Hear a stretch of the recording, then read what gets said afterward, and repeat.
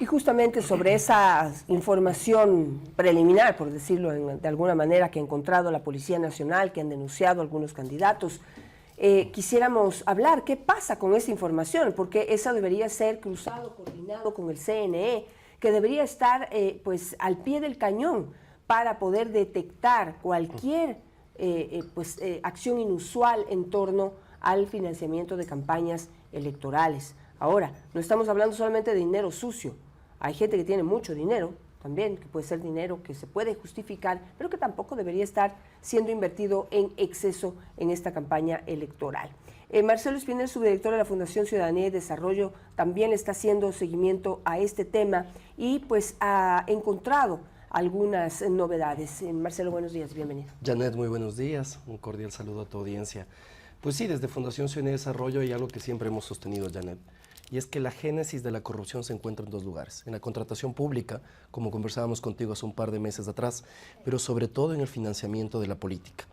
Porque es precisamente a través del financiamiento opaco de la política que pueden penetrar estas redes de crimen organizado, que el momento en el cual el candidato que ellos financiaron gana la elección, van a pedir la devolución del favor.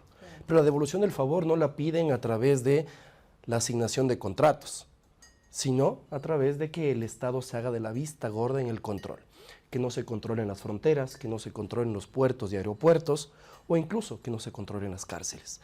Y de esta manera es que los ciudadanos estamos viviendo un fenómeno en el cual la inseguridad ha aumentado, y es porque observamos que la autoridad electoral no está poniendo el esfuerzo debido, no está cumpliendo con sus obligaciones legales al respecto del control al financiamiento de la política. Y esto, ojo, también se extiende a otras instituciones del Estado, como la Fiscalía General del Estado, así como también la UAFE, que a partir de las últimas reformas del Código de la Democracia tienen una mayor cantidad de facultades sobre cómo prevenir un financiamiento ilícito, en este caso, de la política. Pero, digamos, yo pienso que la normativa está clara y no es nueva. Digamos, esto de prevenir el ingreso de dinero sucio a las campañas electorales. Hoy estamos hablando de dinero en narcotráfico, antes hablábamos de dinero de la corrupción. Pero siempre ha habido esta normativa. Sin embargo, el Consejo Nacional Electoral, a través de sus directivos, hemos hablado aquí con dos, con Diana Tamaindi, también con Enrique Pita, han manifestado que no tienen esa capacidad para hacer un control preelectoral y manifiestan que la ley tampoco les obliga.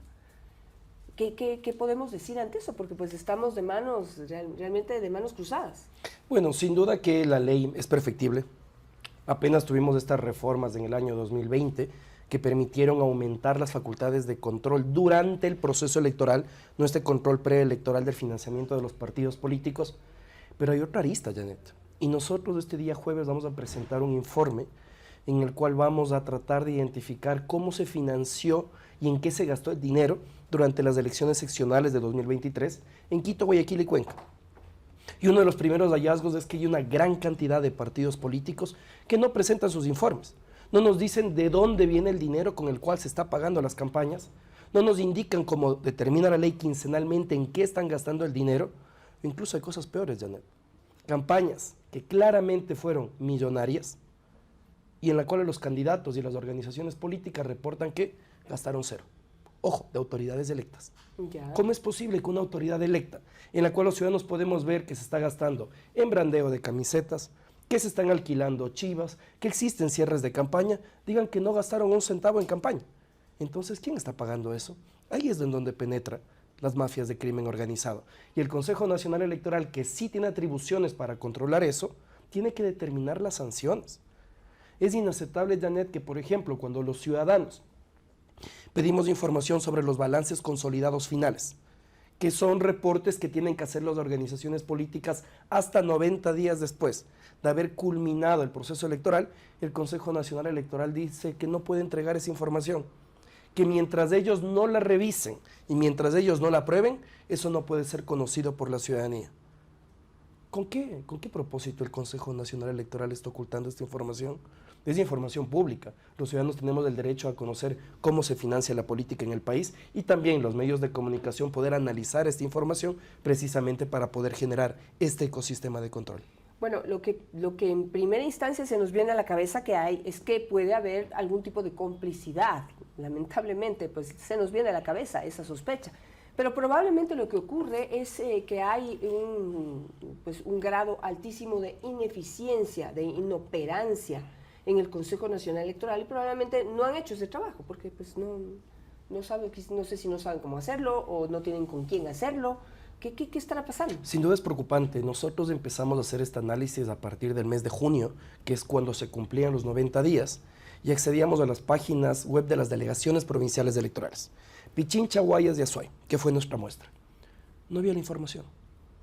Presentamos una solicitud de acceso a la información pública y a partir de la presentación dijo, al suma alguna autoridad del Consejo Electoral, nos están chequeando, carguemos la información a la página web. Y a partir de ese momento es que podemos acceder a esto.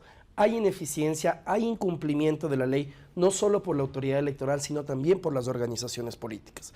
Y si nosotros queremos depurar nuestro sistema de partidos políticos, también implica establecer sanciones a aquellos partidos que no están siendo transparentes con la ciudadanía.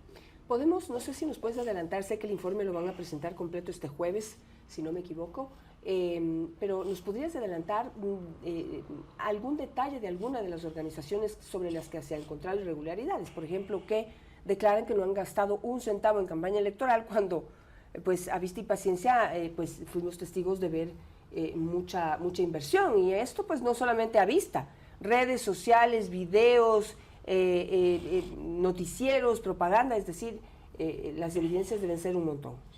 En este caso, uno de los detalles que más nos llama la atención, Janet, es que existieron organizaciones políticas, sobre todo en la ciudad de Guayaquil, así como también en la ciudad de Cuenca, que no presentaron sus reportes de ingresos y gastos. En este caso, por ejemplo, llama la atención que el exalcalde de Cuenca, Pedro Palacios, no haya presentado un solo informe al respecto de sus ingresos y gastos de campaña. Lo mismo sucedió, por ejemplo, con el ex candidato Jimmy Jairala. Y cuando uno revisa, en este caso, si es que tuvieron o no tuvieron gastos en campaña, claro que lo tuvieron. Y otro de los aspectos que creo que es importante ponerlo sobre la mesa, Janet, es que una actual candidata a la vicepresidencia, como es María Verónica Abad, no presentó su informe de ingresos y gastos. Entonces, ¿cómo se pretende llegar a un puesto como es la vicepresidencia del país cuando arrastramos un incumplimiento legal tan importante como es ser íntegro al respecto de cómo se financió nuestra campaña? Creo que es importante en este caso que a partir de la presentación de este informe, que vamos a hacerlo este jueves en Quito y la próxima semana en Guayaquil y en Cuenca, las delegaciones provinciales electorales den muestras a la ciudadanía que van a iniciar los procesos sancionatorios. Porque claro, este es un tema que ha venido sucediendo en el país durante todos estos años, pero al parecer, como el Consejo Nacional Electoral era el único dueño de la información, pues decía, no importa que iniciemos estos procesos sancionatorios que dan paso, ojo, dan paso a la extorsión hacia las organizaciones políticas para poder poner debajo del escritorio los procesos sancionatorios y que las organizaciones políticas puedan continuar su labor. Ahora, no solamente hace falta, tratar esta información, es decir, procesar esta información, que haya sanciones, las sanciones que la ley electoral determina para aquellas organizaciones que no se han sujetado a lo que dice la ley en torno al gasto. Pero también pues es necesario saber el origen de ese dinero y también las sanciones a la autoridad. Debería haber sanciones a la autoridad elegida mediante un incumplimiento o abuso de la normativa. No sé si eso lo contempla la ley. Por supuesto que sí, en este caso la sanción es a la organización política por el incumplimiento más que al candidato, y eso es algo que hay que perseguir. Son sanciones pecuniarias, en este caso sanciones económicas para las organizaciones políticas, y también se extienden a la existencia o no del partido y la posibilidad de participar en elecciones. En el informe, Janet, existen videos en los cuales, por ejemplo, en el cierre de Jorge Yunda, en el cierre de campaña de Jorge Yunda, claramente se estaban obsequiando refrigeradoras, se estaban obsequiando licuadoras, y esto es algo que está prohibido por la ley. Entonces necesitamos que el Consejo Nacional Electoral cumpla con sus facultades y establezca sanciones a estas organizaciones políticas. ¿Y por qué no se puede sancionar al candidato, digamos, a la autoridad electa? No sé, tú dijiste hace un momento que la ley podría ser perfectible. No sé si en otros países la normativa llega hasta ese nivel, o en todos los países pues ya ya alcalde elegido o autoridad elegida ya de malas, que haya sido elegida, por ejemplo, con dinero en narcotráfico o abusando mucho de la normativa, invirtiendo más dinero del que se debe. Voy a jugar a abogado del diablo, Janet. En una campaña existen una gran cantidad de personas involucradas. Y en muchas ocasiones, a veces, el control sobre el dinero que ingresa, así como también los aspectos en los cuales se gasta, probablemente están fuera del radar del candidato. Y por eso es que las autoridades tipo UAFE, Fiscalía y Consejo Nacional Electoral tienen que auditar y sancionar a la organización política. Incluso dentro de un informe que nosotros emitimos hace un par de semanas pudimos identificar cómo Meta, que es el ex Facebook y ahora que fusiona Facebook, Instagram y WhatsApp, ellos elaboran un reporte al respecto de cuánto se ha pautado dentro de sus plataformas sobre distintos candidatos. ¿Y qué sucede en los casos en los cuales sí, la organización política pauta directamente, pero si es que yo soy Marcelo Espinel y le apoyo al candidato X y quiero pautar, también lo puedo hacer y puede ser que eso esté fuera del radar del candidato. Entonces yo creo que existen ahora distintas alternativas, distintas variables en las cuales podrían existir estas posibilidades de que se financie, se adquieran ciertos aspectos para una campaña y que puedan estar fuera del control del candidato. Lo importante aquí creo que es que el candidato y la organización política puedan tratar de estar conscientes de que si es que no se controla la interna, pueden venir sanciones, pero si es que ellos saben que la autoridad electoral no va a sancionar, con menor razón van a tratar de controlar esto. Vamos entonces a estar muy atentos de la presentación de este informe que hace que hace la Fundación Ciudadanía y Desarrollo. La presentará este jueves, en donde veremos pues ya un análisis de las últimas elecciones y sobre lo que han hecho las organizaciones y la autoridad electoral en torno a el control del gasto. Estaremos muy atentos, Marcelo, y seguro nos volveremos a ver. Encantado.